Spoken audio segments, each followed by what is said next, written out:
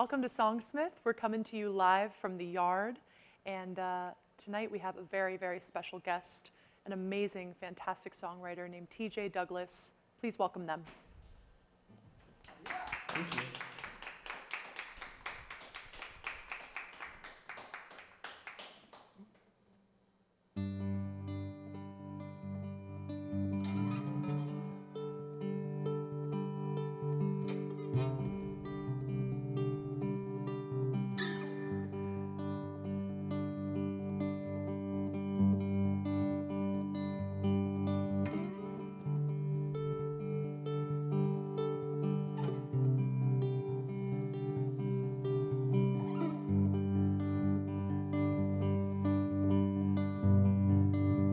I'm crying on the train again. I'm officially that guy.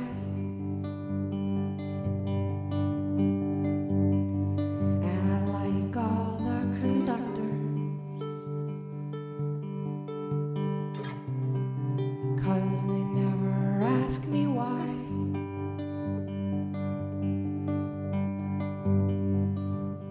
As if it were one reason, and not everything in sight.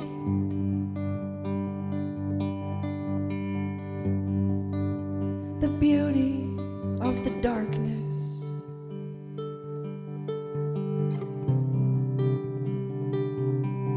and the terror of the light. It's the way the day is breaking.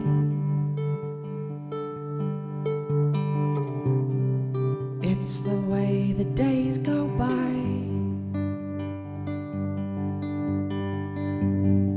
It's the way that it's so hard to live,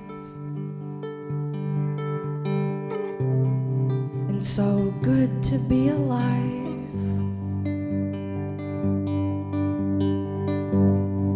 It's the way that even though they both change all the time, the river is always mirroring the sky.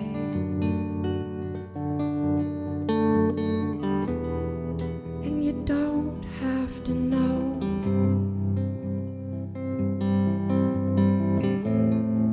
You don't have to explain.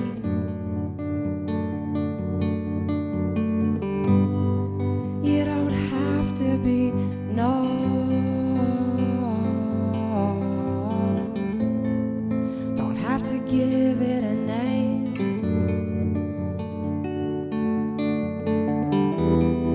And you don't have to worry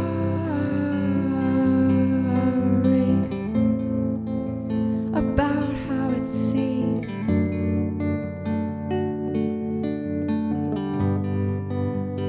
Nothing stands still.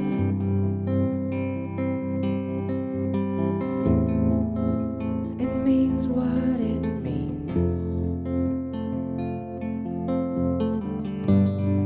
And I walk home through the doorway,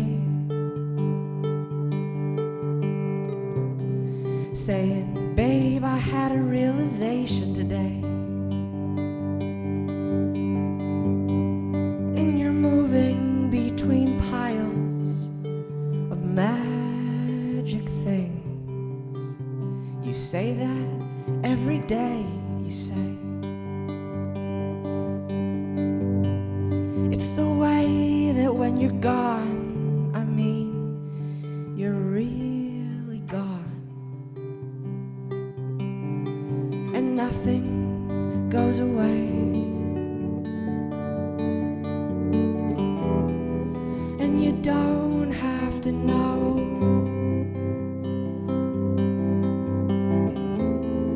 You don't have to be sure.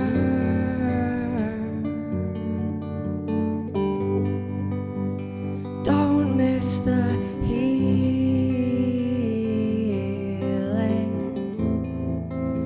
in search of the cure.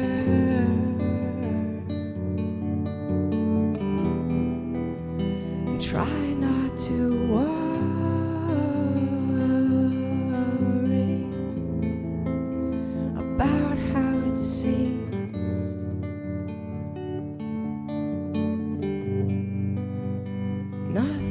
stand still.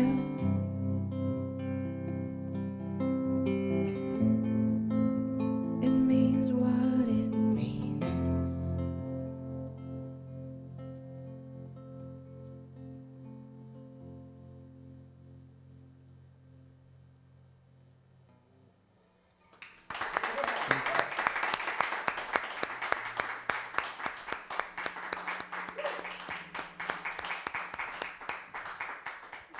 Hi. Hey. Hey, Hey. the mic's working. That's good. It's a relief. Hi, TJ. Hey. Welcome. Thank you so much. I'm so happy to have you I here. am so happy to be here. We all really need this healing right now, and I'm excited that this is going to be something that people can come back to and see, Yeah. because your music is very important. Thank you. But before we dive into your music, I just want to read your bio for everybody, just to kind of get a gist of who you are and a linear gist of who you are. So I'm going to read that. TJ Douglas is a New York-based singer-songwriter who has been steadily creating music for decades. Their style blends folk with indie and lo-fi elements, creating deeply personal, reflective songs that address loss, identity, humanity, and vulnerability. Douglas first gained attention with their 2015 debut album, Joey, which reflected on growing up trans before that was a public category, and further solidified their presence with Our Lady's Star of the Sea, Help and Protect Us, which they wrote while attending divinity school. Douglas's most recent album, Dying, reflects on the emotional and existential landscape of their work as a palliative care hospital chaplain, one without a particular religion, creating a love and grief-filled exploration of life and death. Douglas's work is often noted for its raw emotionality, simple yet evocative instrumentation, and a delicate balance of hope and sorrow. That's you. That's pretty good. Did you write that? No, actually. I got help with it. Oh, that's A nice. friend wrote it, yeah. That's good. It feels weird to write it about yourself. Yeah, it does. Well, it's really cool to hear through that how your discography kind of follows along with your life Yeah. and the experiences in your life, starting with Joey, going, you went to divinity school, then you came out with Dying, and Yeah. that's kind of just this all-encompassing work about your work. Yeah. And I'm wondering if that's something that you like to do when you create a body of work. Do you like to base it around, something big, a big experience in your life, and kind of go from there? Or is it more, just random? Organic. Yeah. I think that I usually start writing songs. I kind of notice all of a sudden songs are coming, and usually in the beginning, there's not always a clear theme. I always write about my life. Mm-hmm. I write in order to process my life, and in order to give shape to my feelings, and to accompany myself through life. And so, kind of, I didn't go into Joey or Our Lady Star in the Sea, Help and Protect Us, or Dying, thinking that each of those albums was going to really revolve around each of those themes. But somewhere within the writing process, it was clear that this is where I am and this is what I'm doing. With Dying, I mean, there's so much to process around the work that I do that I was more aware in the moment. Okay, these are not songs that are about my personal loves or longings or identity even. They are about this work, which includes me pretty heavily. Yeah. But I had more awareness with that one that I was writing about this work of accompanying people in these moments. But with the other two, I think it sort of revealed itself in the process. Yeah, that happens a lot. Yeah. Yeah, I feel like I love that this song, particularly called It Means What It Means, Yeah. it starts on the train.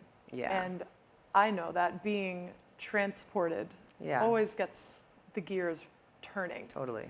Do you feel like movement in your life is something that really inspires your songwriting, moving through different landscapes or whatever it may be? That's interesting.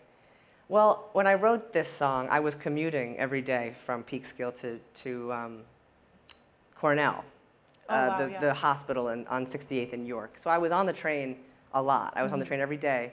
moving to and from this work. And so in that case, yes, being on that train, I would tell people, like, I would sort of shock them with my 2-hour each way commute, and they would always say, like, oh no, that's terrible.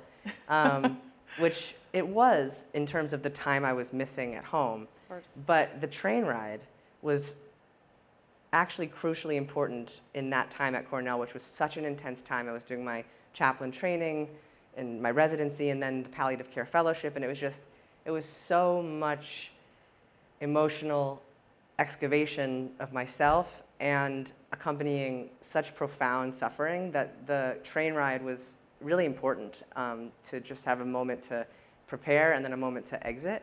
Absolutely. In general, I always feel, kind of artistically or, creatively inspired, in a moving car and a moving train, but I've never, it's never been as obvious as this, the time I had to write. The only time I had to write, really, was on the train. Right. Because it was a lot of my time. Absolutely. Yeah. Yeah, sometimes that's really helpful, Yeah. but also it's sad in its own way. Right, Because yeah. you're just trying to find the time Yeah. to do what you love. Yeah, exactly. Yeah.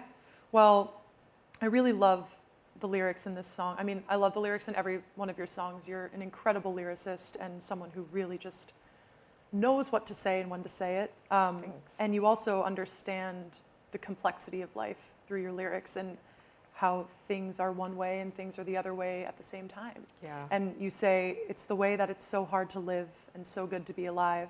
It's the way that even though they both change all the time, the river's always mirroring the sky. So I want to know how that reflection of contrast connects to your life. Well, I am non-binary and trans and have been aware of that since I was very little, since before there was any, like it says in my bio, before there was a public category. Yeah. I never fit into any category in my life, really. I don't have a particular religion. I wasn't raised with one. And I never realized how much being trans and non-binary or just being myself impacted the way I see everything. When I was young, I told my mom this when I was super young, 5 years old, because I felt really scared to go to kindergarten. And she already knew this because I was me, and she knew who I was. And so I don't think she was expecting this. I don't know if she was expecting it quite so young. But she really told me, like, this is such a gift that you have. You have a gift, and it's not going to be easy because the world doesn't really understand. But you aren't this, and you aren't that. You're both. And ultimately, that may be challenging, but it's so beautiful. And it really allows you to connect with everybody. That's the narrative she gave me. Wow. And she also told me I was made by God that way, which is funny because my mom's not religious at all. She's, like, borderline atheist. And, like, I think she's very spiritual. She's very wise, but she's not religious. Nobody in my family is. But she told me when I was young that God made me this way. And that was like a lifeline to me. And from then on, I was talking to God. I was, just feeling deeply accompanied and right. And because of that, I never really I never felt like I had to make too big a deal about it, I guess. And so I never really realized how much that not being this, not being that, it just became my whole worldview. Like, I can't really see things as one thing or the other. Paradoxes, because it just is. And so being aware of that can be painful because it's easier when things are simple, or sort of. But it's just how I understand the world. And then when you are accompanying this kind of suffering, when you're like, this is just awful, and then you also have, joy. It's just life. They're both there. So I've never had the luxury of not seeing that, and I've never had the pain of not seeing that. Absolutely. Yeah, and again, there you go. There's luxury, Luxury in that, and pain. and there's pain Yeah, in that. exactly. You can see that both things can be true. Exactly. And that's a really special thing about you. I want to hear more. I want to hear another song. Let's do it. Okay, go ahead.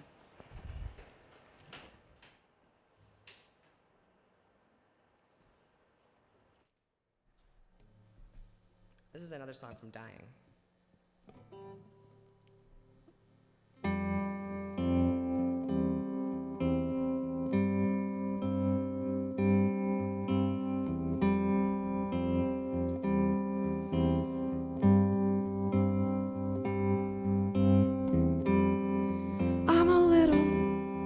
disconnected, a little bit on the run. I'm a little extra, extra, a little bit on the hunt. I don't wanna hurt your feelings, and I don't wanna fight, and I'm not in the best place to have this conversation tonight.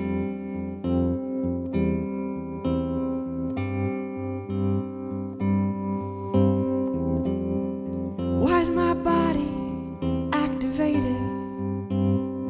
Come on, stick with the feeling. Don't want to lose my sense of humor in all of this healing. Don't want to lose myself just to find someone new who again, in the end, I'll eventually lose.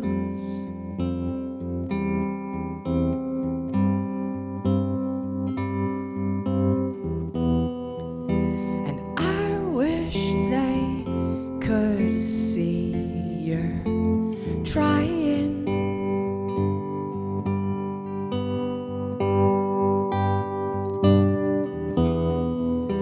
When I come in, you're always angry, or you're crying,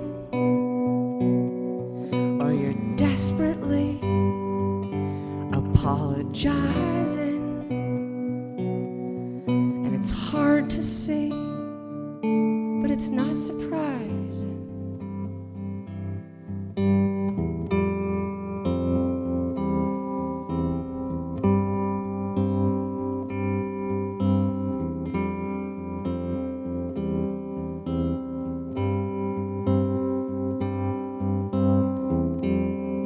I'm a friend to the broken, the lost, the sick, and the dying. In the middle of fluorescence, in this sea of white tile, I'm a friend to the hopeless, the helpless, the grieving, the numb. In the constant interruption, the constant machinery hum.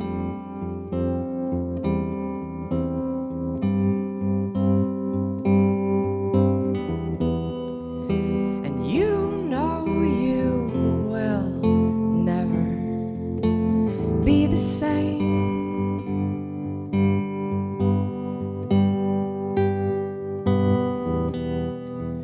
But when you're ocean, you are not afraid to be the wave, to be the dark before the day, to be the day when the day's breezy. It's simple, but it isn't easy.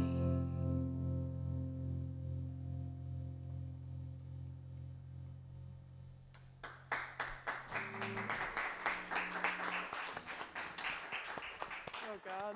Whoa. That was a tough one for me. Yeah. Oh boy. That's a beautiful song. Thank you. When You're Ocean. Oh, I feel like I need some time. Yeah. It's okay. You can That take was some time. that was wonderful. Thanks. You know, those lyrics in the middle where you talk about being a friend, Yeah. I'm just going to say them Yeah. because I think everybody needs to hear it again. I'm a friend of the broken, the lost, the sick, and the dying, in the middle of fluorescence, in the sea of white tile. I'm a friend to the hopeless, the helpless, the grieving, the numb, in the constant interruption, the constant machinery hum. I mean, it's so intense to Yeah. hear that. And I'm wondering, you know, when I hear these songs from you, my biggest question that I need to just get out is, what called you to be that person? What called you to become a palliative care hospital chaplain? being non-binary, being non-religious. You know, I know Yeah. you talked about your mom a little bit, Yeah. but being the things that you don't usually see Yeah. in that field, I'm wondering what called you to be there? Yeah, it's a great question. Whatever it was very organic. So I never thought like, oh, I gotta be a chaplain. I didn't even know what chaplains were. I didn't ever know about it. So as I said, I got this deep faith as a kid from my mom.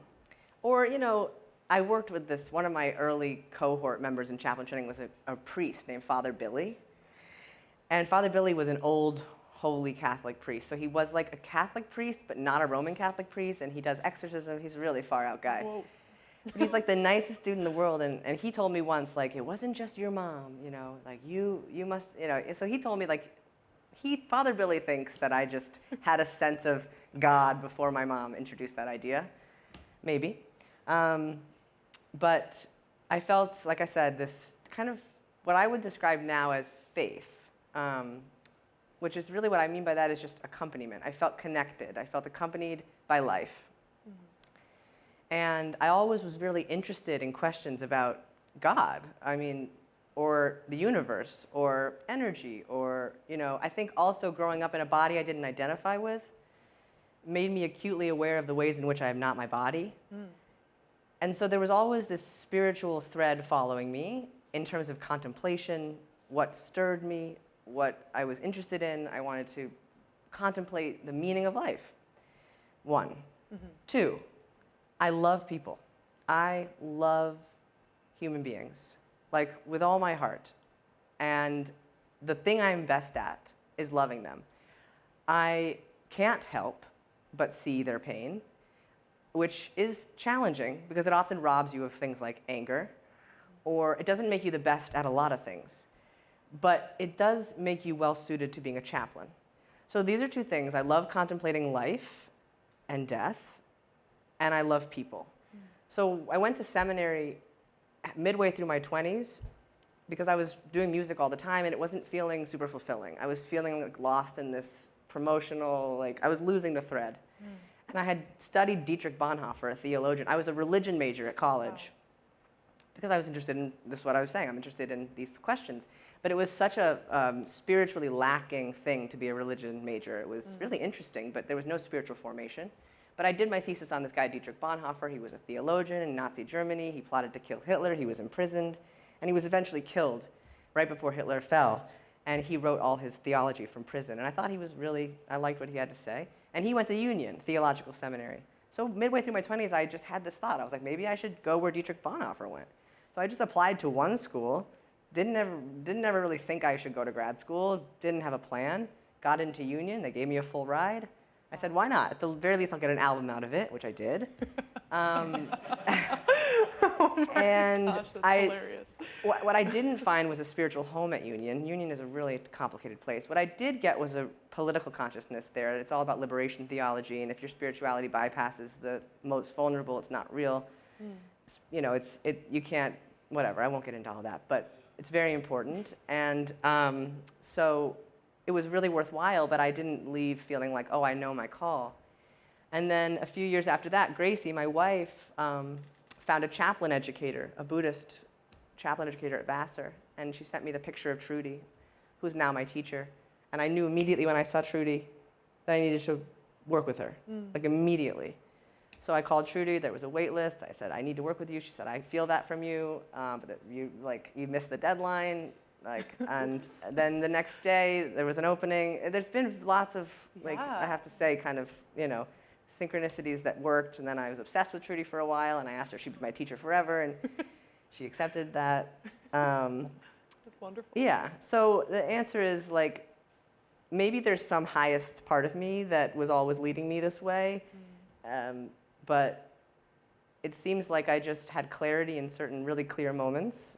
And there are more things after that, that have happened that have just paths. They just opened. They I needed to go here, and then the path was open. I needed to go here, and then the path was open. And it was almost like, okay.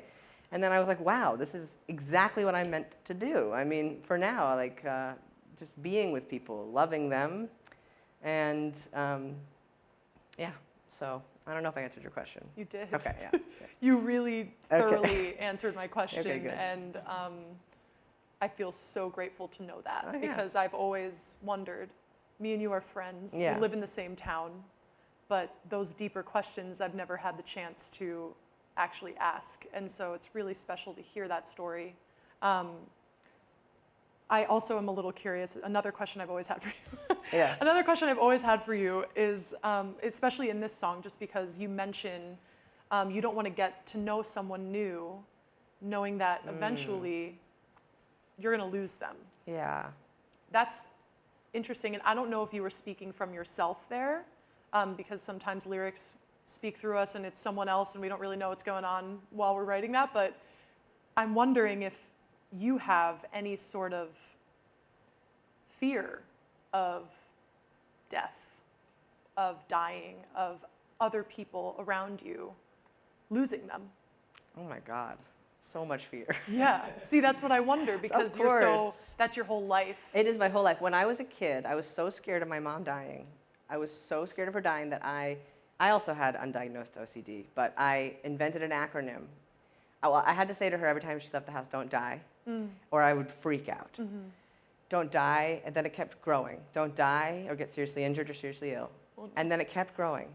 It kept growing and growing and growing until the acronym that I had to say every time I left my parents was Dadaksiasiak Kamautobo Shoa, a made-up word that stood for don't die or get seriously injured or seriously ill or killed or murdered. Like it was. So I was so scared of my mom. Yeah. I'm still so scared of my mom dying. I mean, maybe a little bit less now that I'm older, and she talks about it all the time. She's like, listen, I mean, I'm a palliative care chaplain. She's like, nothing for me, please. I'm ready to go. Like, so I have to deal with that. Yeah. I was terrified of my wife dying. And I also had a recurring dream when I was 19 that the doctor told me I had like a year to live, and he gave me a pill, and he was like, you could take it now.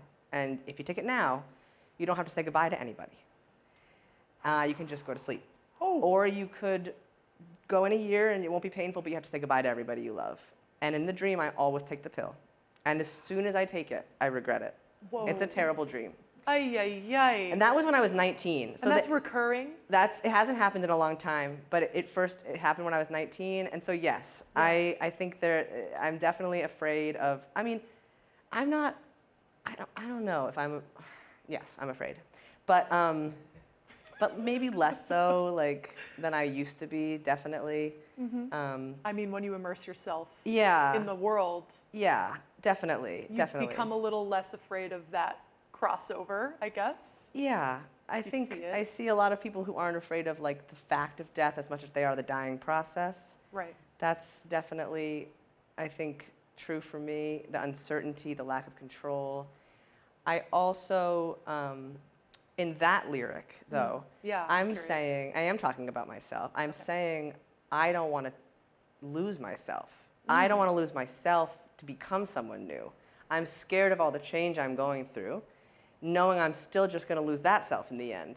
So it's me talking about sort of the constancy of change and the attachment to the different selves that we are in different points in our lives, and like how exhausting that can feel. And at the time of that song, I was going through chaplain residency, so it was like an emotional excavation of all my pain and all my own suffering, because that's what you have to do in chaplain training, so that your suffering doesn't then run you in the room. You know, when you're present to suffering, in order to be present to suffering, you have to be present to it. You can't try to avoid it, and your mind and your body will try to avoid it at every turn with really tricky ways. So your supervisor goes through your verbatims and says, why'd you say this here? What were you? And you have to like, and you just come to terms with a lot. So there was just a lot of like internal examination of pain during that time. Wow. So that lyric is about just like changing and becoming attached to a self, and then letting that self go, and just that over and over again until we die. Yeah, and which is interesting, because that in itself is dying. That exactly. Those changes yes. and those past selves and the future selves. It's like birth and death. Just so many metaphors in Constantly. life for that. Always. Totally. So yeah. Wow. Okay. I have like other questions, but we're doing great. Yeah, and I want to hear more. Okay. Okay. Yeah, well, that'll come up again, I'm Okay. sure. Okay, so another Okay? song? Another song, Okay. yeah. This is another song from Dying. And can I say something about it? Yeah, just say it in the mic there. Into the mic. This is another song from Dying. And it's from my first unit of CPE with Trudy. And I was working on the geriatrics floor. And there were a lot of patients with dementia. And I learned how to follow where they were going as a way of accompanying rather than trying to be like, your son isn't here, you know, like not breaking their reality. And it was really, there were some really special moments in that, like meaningful moments that weren't necessarily grounded in this reality, but were very true. So that's what this song is about. And people would look at me and they would like recognize me, they would think I was somebody, and that would really bring us down a place we needed to go, I would say.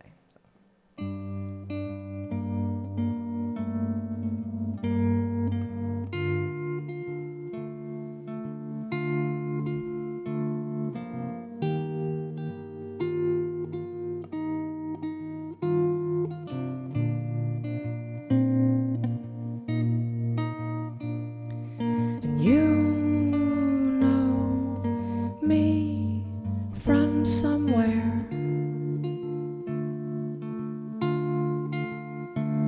A place without a name.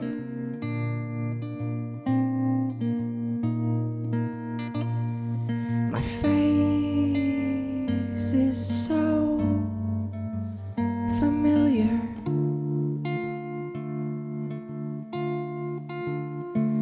You swear I haven't changed.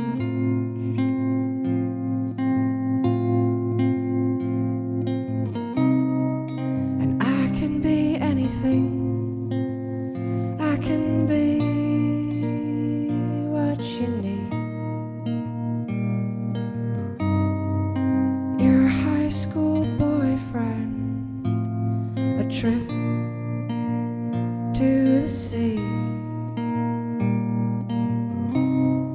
the sky on the 4th of July when you turn 17.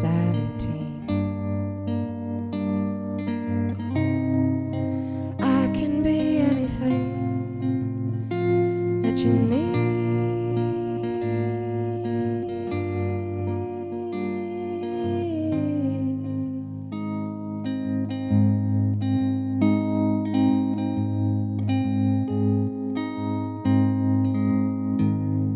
You don't know how you got here,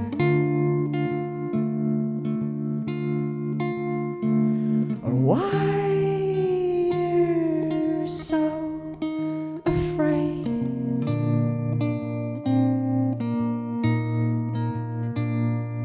Stuck inside the glimpses of things you wish had stayed.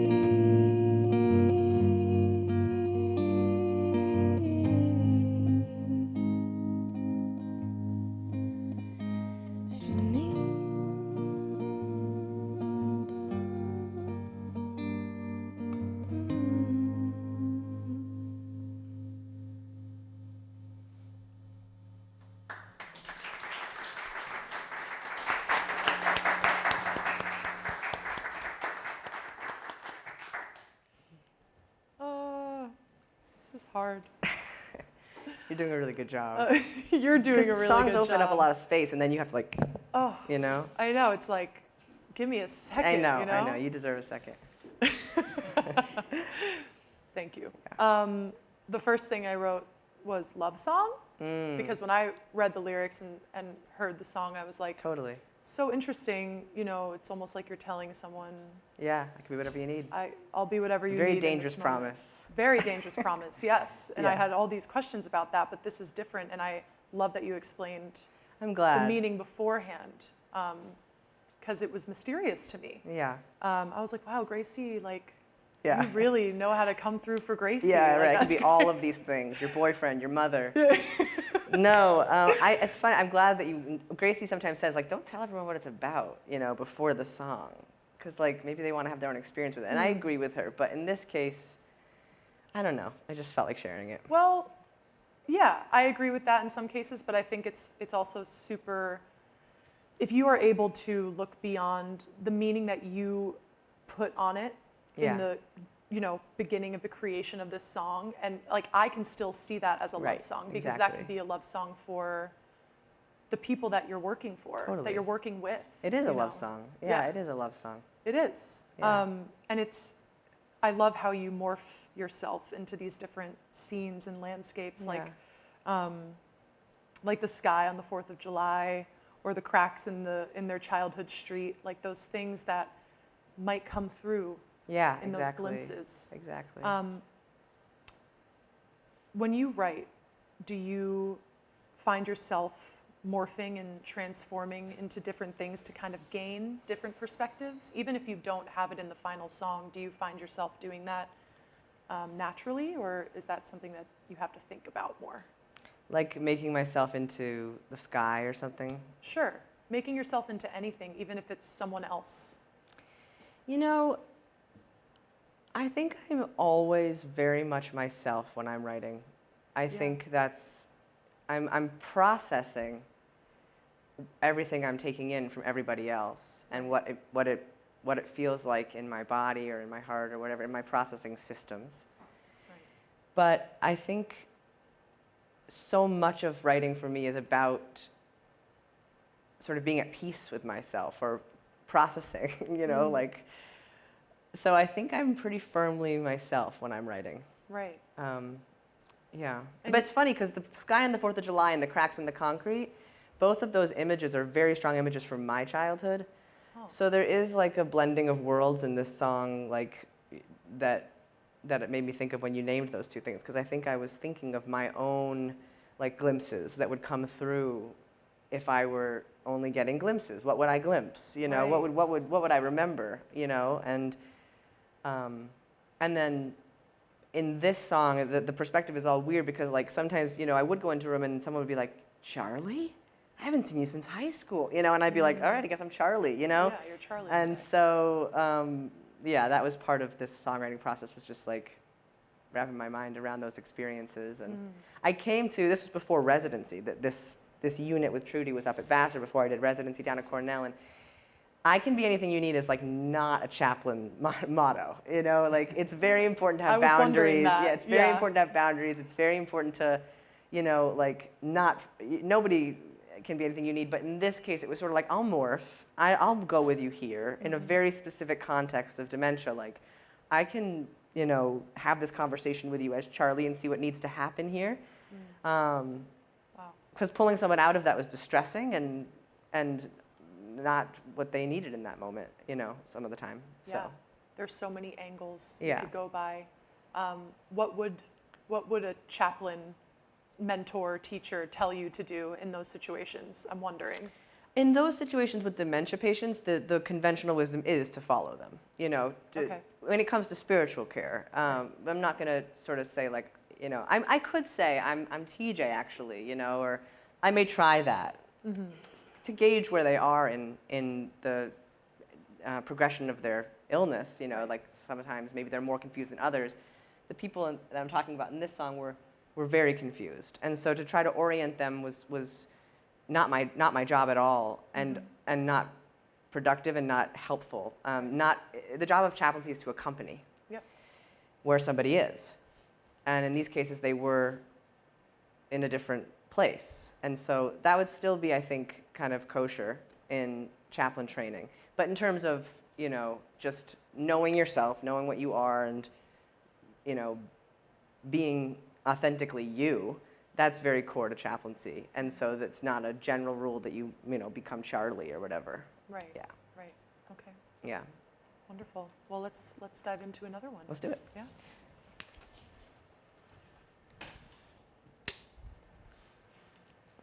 This is a new song. New song. My last two are new. This is a new song.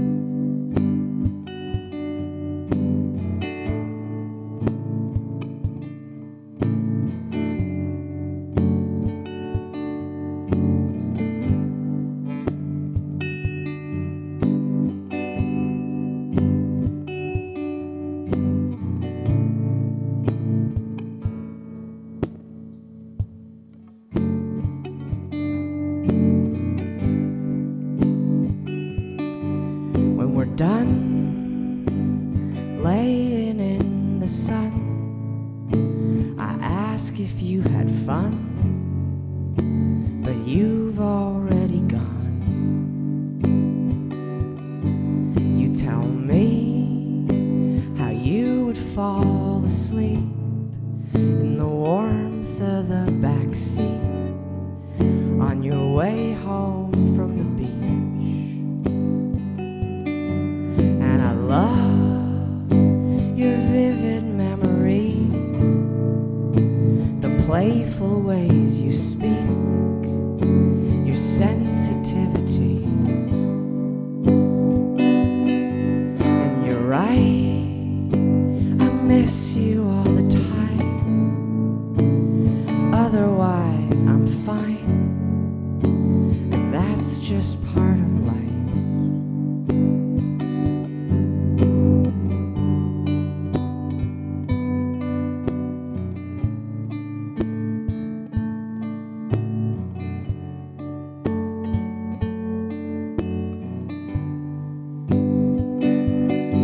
I can't be everything you need, but I'll feel it all with you if you feel it all with me.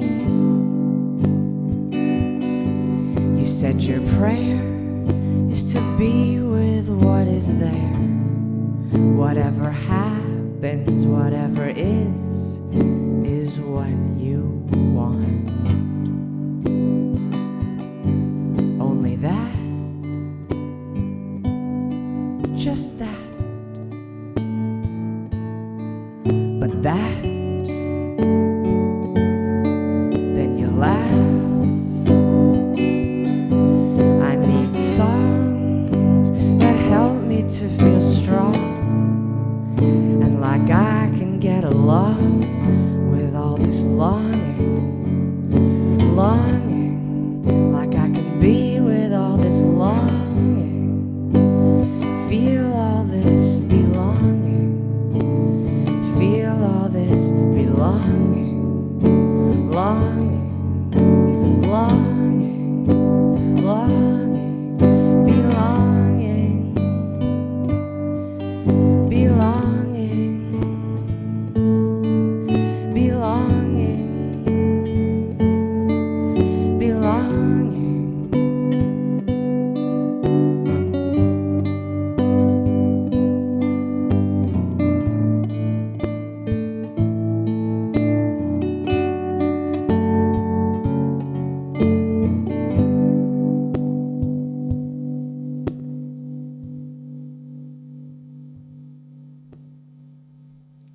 Stop my own drums.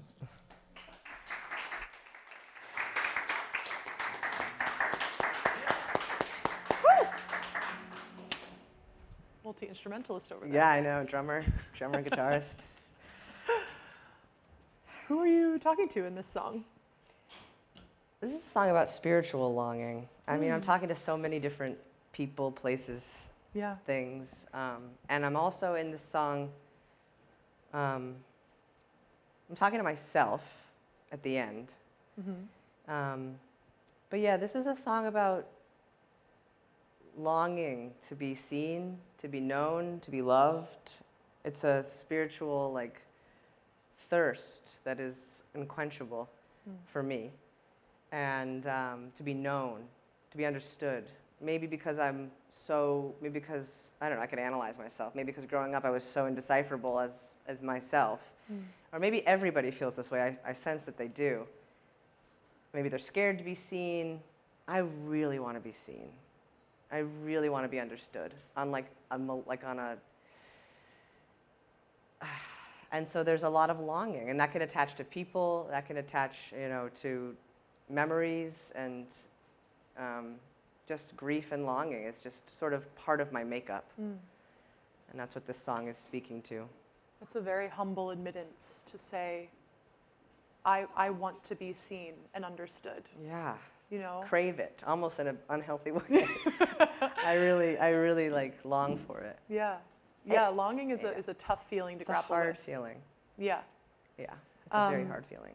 It's very hard, and I think the first step is admitting that you're doing That I have a problem. And that play on words, the song is called Be Longing. Right. You belonging. Yeah, but exactly. You're belonging. Exactly. You want to belong. You long to belong. I long to belong. All those plays on words, it's like so fun to think about because you're like, whoa, there's so many different sides of that subject that we're on. Yeah. And the lyric that really got me, I read it over and over again. I listened to it a bunch. I need songs that help me to feel strong and like I can get along with all this longing. I have a very similar feeling to you, especially as an artist. You want to be seen and heard and understood. And I also feel, I'm going to talk for a second and then I will be done. No, don't be done. I feel very uncomfortable with death. And a lot of my songs are about death because I feel like I need to figure that out sometimes. Yeah. So when I hear your music, it strengthens me to face that fear that I have and turn it into love and presence, which you do so well. And I mean, you do it every day in your job and probably just in your life with your friends and your family and your kiddo. Yeah. Thank you. But you just make me feel more equipped in life when I hear your music. And I was wondering if you have, it could be anything. I mean, whatever you're tapping into to feel strong at this time pertaining to music, whether it's a lyric that goes over and over in your head, a song, an artist that you listen to when you just need to tap into that because you need strength, big strength for your days. True. Yeah, what have I been listening to? I listen to songs obsessively. Like, I get obsessed with a song and then I listen to it on repeat. I want to know what I've been listening to. Know. Well, actually, it's funny that my most listened to song of 2025 so far is this like weird remix by someone called YV Prod. And it's definitely... How do you spell that? Like YV and then PROD. Okay. And I actually don't even remember what it's called.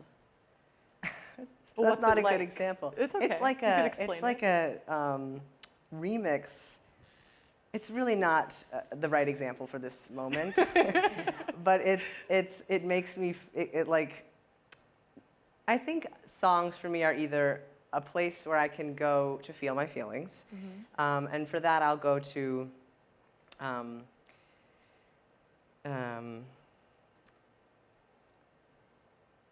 I'm going to say Sufjan Stevens, even though I don't love all of his stuff, but there are some songs of his that I can rely on to help me cry. Yeah. 4th of July, his Carrie and Lowell, his album, the whole album. I mean, amazing. It's like if I need to just like descend into myself for a while, I can put that on. you know, the music that I listened to when I was growing up was like Bob Dylan. So if I need to kind of remember something core about me, I might put Bob Dylan on. It's been a while, though, since I put Bob Dylan on. Right now I'm listening to Bill Callahan, The Breeze / My Baby Cries on repeat. That's a really beautiful song that's bringing me a lot of comfort. The Cranberries, I've gotten into a really big Cranberries moment. They've been having a moment. The song When You're Gone, oh Yeah. my God, Gets such you. a good song. So I definitely have a lot of, like I do turn to music often, and I'm drawing a blank now on like the kind of, Ryan, do you know what songs I listen to? I mean, no, probably not. But I do rely on it pretty heavily. And then I also rely on my own songs, like Right. my own songwriting process. And then I don't often go back and listen to my own music, but the process of writing songs and the actual creation of them is a huge vehicle for longing. Like if I didn't have the ability to write music, songs, words out of my life, I don't think I'd be a much less healthy person. I wouldn't know what to do with all the feeling. But the music and the songs kind of alchemize it or like transmute it into something and release my body from it. Yeah. So that's another way that lyric works. But I actually had a song in mind when I wrote that, so maybe it'll come to me later, like Yeah. about the songs that make me feel strong, that like hold me in my longing. Right. Maybe it'll come to me throughout our conversation what I was thinking of. Yeah, I think we're very lucky as artists, and I mean any artist, anyone who does something creative, it's a beautiful privilege to be able to just let those things go and be Yeah. honest with yourself. Yeah. I think your music is so honest. And I want to know if you have trouble, sometimes, you know, when you do your art, it's easy to just spit it out because it's you sitting alone. Do you have trouble with honesty or vulnerability in your personal life? Sometimes I find that to be true for some people and sometimes not. I don't imagine it to be true with you, but I want to know how you approach it when you don't have the time for your Yes, music, when you right. don't have the time to tap in, you Yeah. know? It's so funny. I've been thinking about this a lot. I think most people, if you ask them about me, they'd say, "Oh, TJ's very vulnerable, very open. Will like share anything with you." And I think that is true. I think I'm very comfortable in my emotions, not embarrassed of any feeling. Well, I wouldn't go that far, but not embarrassed of most feelings. But what I've realized about myself is I'll share anything with you that I've processed. Okay. But my unprocessed mess, I actually don't really let that many people into that. I've realized that about myself like just recently. Yeah, I will tell you whatever, there's nothing I won't tell you about myself. Want to be known, want to be seen, want to be understood. But I have to understand it first. Right. Which is, it's vulnerable because I'm like telling you something about myself and I'm sharing it with you and I'm not embarrassed about it even if it's embarrassing. But it's also not vulnerable because I've come to understand it and I've come to accept it already. So if I'm in an active mess, I don't really like to show that to people. And it's something I'm sitting with and wondering about. Yeah. Yeah. I think that's okay. Thank and I you. think that you process things very well with your music, Yeah. and you have these outlets in your life, and you're doing wonderfully. Thanks. Yeah, and probably good for everyone around me in a way. Yeah. I I'm mean, trying to process my mess with them. yeah, I'm sure they'd be happy Yeah, with whatever you give Yeah. them maybe. because you're lovable. Thank you. So nice. Well, we have one more song. Yes. And I want to talk a little bit about the song before you go play it for us, and then I'm gonna say goodbye to everybody. Okay. But it's called Joseph, It's Me. Yeah. You have an album out, your first ever album that you put out, correct? Yes. Called Joey. Yes. Okay. And my gears are turning here. I'm You're like, onto what's something. going on? Yeah. There's Joey. Mm-hmm. Where's Joseph? Who's Is Joseph? Joseph the same guy? Yes. That's a great. Tell me about Perfect Joey question. and Joseph, or Joey, Joseph being the same person. I don't know. I Yes. want to know more. Okay. Perfect. Yeah. I would love to answer that. Yeah. So, Joey was what my parents were going to name me if I was born a boy, Okay. or Joseph, I guess. But Joey, they called me Joey a lot growing up. My mom called me Joey a lot growing up. Just like she'd call me whatever came into her mind, like teapot or lighthouse. But she also would consistently call me Joey, because my given name is her name. And so it was confusing always. And my grandmother's name, and my great-grandmother's name. So like, she always sort of used different names for me. So the song Joey, the album Joey, is about growing up in this way that I did, and Joey's me. And the song Joey is about being me and Joey at the same time. The song Joseph, It's Me was written for a patient that I loved. And I'll just say a little bit about him. His name was Joseph. He was a very tall man, and he was dying of cancer. And he had a very incredible spiritual understanding. And what that meant was that when he would talk, he didn't necessarily, he was always talking on like another plane. That's what it felt like, in a mystical way. And it was so, he grew up in a Black Baptist church. That was very much part of his roots. But he would talk about the trees, looking out his window, and he would like derive strength from their energy. And I found out later, close to his death, that his friends called him Tree, which makes sense because he really looked like a tree. He was tall, he had hair like a tree, and he didn't like do any of the things that the doctors wanted him to do. He was like not following their instructions. He had a very holistic idea of things, and you know, all of the questions that they wanted him to answer, he wasn't legible to the medical world. But we had an immediate connection. He called me Chappie, which I thought was so cute.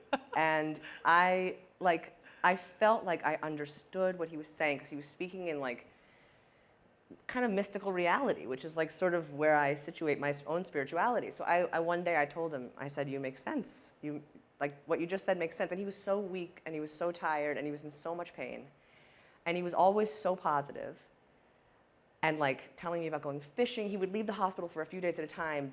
And everyone would be like, he's going to be right back here because he's not, you know, his pain's not controlled and he's dying. But he would leave and he would go fishing and he'd have a barbecue. He'd go for a hike even though he could barely move. He just like loved being outside. And when I told him that I was like, you know, Joseph, that makes a lot of sense what you just said. He just like burst into tears. Like, and I was so taken aback because he'd never cried. He was always like spitting sort of like spiritual realities, and his whole face changed and like he just started to weep.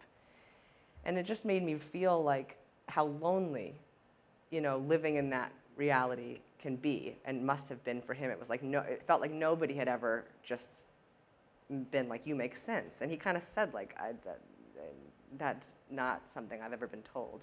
And I kind of understood that, wanting to be known, wanting to be understood, wanting to be seen. So I wrote this song with him in mind originally, the beginning of it. You know, songs are about multiple things at once. But I also, because I grew up trans and didn't think I had to make a big deal about it, and there was no public category, for a long time I was just sort of like, whatever, I am who I am, whether the world sees me, whether the world knows, whether the world gets it. Like, I've always been me. I don't care what pronouns you use. Like, I don't want to create discomfort for you. It's been a journey. But last year I started taking testosterone, and I got top surgery a few years ago, and I started sort of like accepting that like maybe, okay, no, I don't need to physically feel the way I don't need to physically look the way I feel, but like it'd be nice, right? Like it'd be nice. So I started doing that, and it's been unbelievably nice. It's been such a relief, and so what I realized in writing this song, Joseph, It's Me, is I kind of also writing, what it became was I was also kind of writing to myself. Like, as this Joseph, like maybe this Joey could grow up now and be, you know, Joseph. So there was a connection. It was both for Joseph and for me as Joseph. Yeah, and the way that you saw each other. Yeah, exactly. And the way that we kind of understood each other in this sort of not fittingness of it all. Wow. Yeah. That's beautiful. I'm going to do a little spoiler because I did notice you said something that kind of reminded me of one of the lyrics in the song. Yeah. You said, it's strange to see my age and walk through all this change until I'm rearranged and finally free. Yeah. And that rearranging, Yeah. is that what you're talking about? When you're talking about finally just being like, it would be nice to feel the way to look the way I feel right now. Yes. Is that what freedom means to you? I think that's part of it. I think that freedom means a lot of different things, but certainly being in my body and feeling like myself and being seen more as in alignment with what I am, which is hard because I'm sort of both, you know? So it's like asking a lot of people in a way to be like, yeah, I totally see you. You know, I don't even know, like, you know, but it feels great.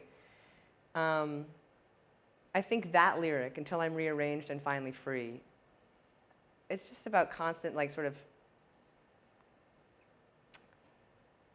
seeing myself clearly, I think.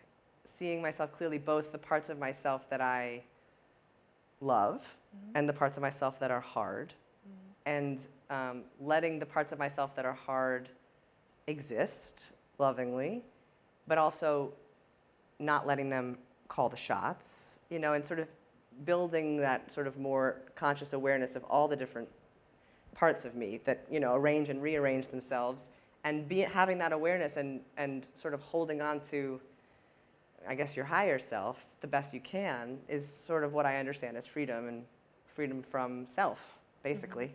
So, you know, that's part of why I never took the time to transition, because I was like, well, what is an identity? This is all ridiculous. Like anything we attach to in this life, any identity. I can walk today, I can't walk tomorrow. I could go to the store yesterday, I can't tomorrow. Now, who am I now? Like, identity is just building blocks that are ultimately temporary. So I was always like, well, why do I need that? But, so it's both recognizing that, and then also being like, but okay, I am in a body. Right. I am also in a body. Yes. You're in a body. Exactly. And so, yes, it is freeing to get to be in a body that feels like mine. Yeah. Yeah. I'm happy for you. Thank you. For that. Thank you so much. So I'm gonna say goodbye to this session right now.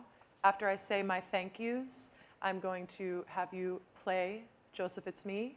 I just really want to thank you for this beautiful, beautiful session tonight. I feel changed by it. I feel like I know you deeply, and I'm sure that anyone who watches it will feel very, very thankful that they got to see it. Thank you so much for having me. This is a dream to get to play and talk about the songs in the effort to process and be processed together with everyone. So thank you, and thank you everybody for being here and listening. Yeah, you've definitely been seen tonight. I feel seen. Yeah. Well, I want to thank everyone for tuning in here at the Yard and tuning in wherever you are for this video that will be released. And thank you to the Yard for hosting us in their space. I want to say a big thanks to the Songsmith team, the director, Mark Weston, Matt Ambrosini for helping with lighting and sound, our production photographer, Zoe Markwalter, and of course, our executive producer, John Kelly. I'm your host, Julia Zivic, and we'll see you next time on Songsmith. You could play us out, okay?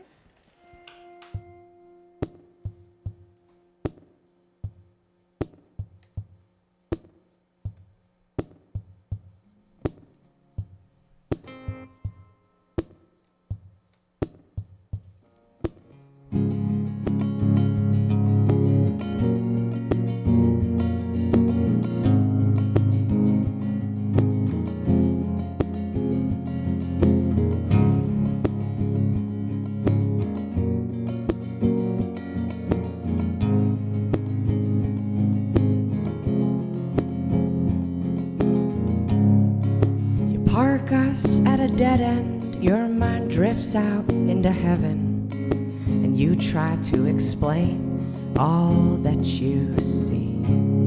Years later in the breeze, I say, hey Joseph, it's me.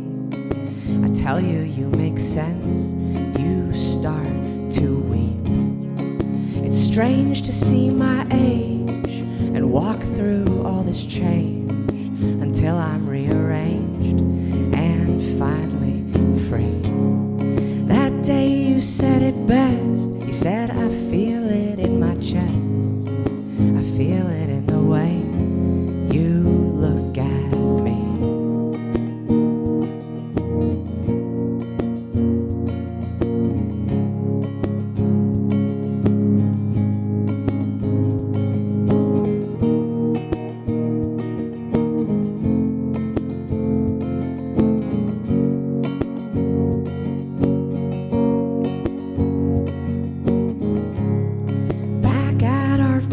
Apartment, We'd lay there in the darkness, a mattress on the floor, eternity. You talk about the trees to explain infinity. I tell you, you make sense, at least to me. It's strange to feel this rage and walk through all this pain until we're rearranged and finally free. That day you said it best. You said, I feel it in my chest. I feel it in the way you look at me.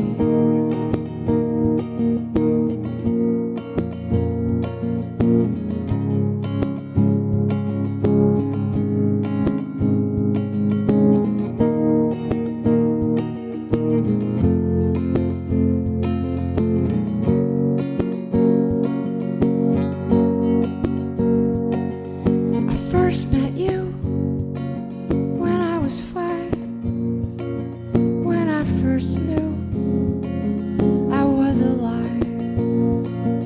And now we're here, a bright cold room, the curtains drawn, the breath is gone. And Joseph, you were always here, you knew yourself. You knew yourself.